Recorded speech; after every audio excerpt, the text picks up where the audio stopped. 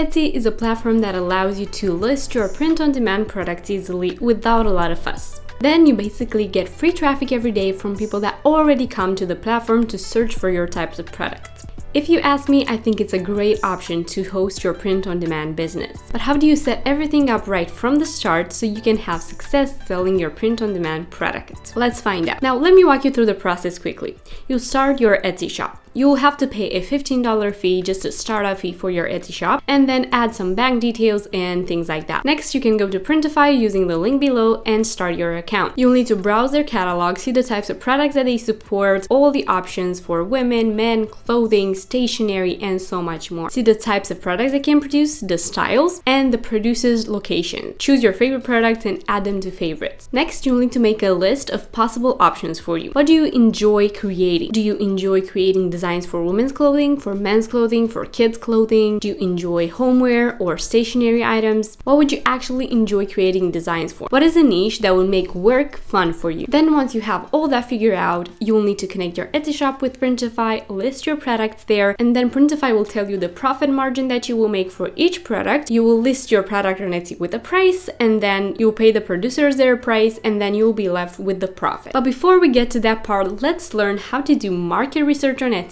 before you actually start designing your product on Printify. We will learn what products are in demand right now so you know what to start working on without wasting your time. The reason I'm saying this is if you start with the most popular niches, you are setting up yourself for failure. And I'm not saying that you cannot create items in popular niches, but as a beginner shop with zero sales, you will need to find a little gate in a big niche that is popular so you can have a chance at ranking in search and making those first initial sales. So let me show you how it's done. So you go to the Etsy search bar and you type in a product name that you think you would love designing. For example, let's do women's t-shirt. Women's t-shirts is a big niche, a very popular niche. So you don't want to compete with that keyword only. The first thing you can do is start writing women's t-shirt and then go through the alphabet to see what Etsy suggests. For example, women's t-shirts A, and you get the option of Anne of Green Gables. When we click on search, we see that it only has 512 results, which is pretty good. Write it down as an option of a design, and then let's keep going to find more design ideas, because when you open your shop, you don't want to open it with one product and that's it. You want to list at least 20 items to begin with in your first week, then keep adding at least 5 to 10 products weekly. If no more results show up directly, you can also use a keyword search tool for Etsy, or you can try doing more research yourself. Try thinking of a few versions of women t-shirts that you think are fun and look at the results. For example, I noticed that women's t-shirts orange with the fruit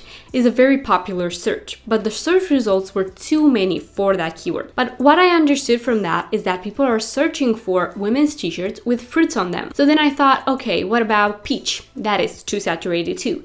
What about strawberry? That is also too saturated. But when I wrote blueberries, only 641 results showed up. So that is a pretty good keyword you can start with. So you need to keep going, doing this research until you can find a little niche for your shop, for example, women's fun t-shirts or something like that, and until you find at least 30 to 50 designs that you could start your shop with high search volume but low competition and low search results. And even if, let's say, a search results has like 900 results, that is pretty high, but if the designs are not exactly what you envisioned and you think you can create a better design or a different design, then you can definitely try it out. But for the new items in your shop, I suggest trying at least a few of those to have less than 500 results in search. Another example I found is women's t-shirts passion fruit, another fruit that with only 132 results. Then you can try mixing things up, such as mom t-shirt and then mom t-shirt with strawberries, mom t-shirt with blueberries. Strawberries is also saturated, but blueberries is not, so you can try that. Next, you can go to the popular listings and see what types of t-shirts or products categories are popular right now. Another thing you can do is go to those best-selling listings shops and see what are the top products for that shop. I guarantee you that those also sell really well. So you can find inspiration there as well.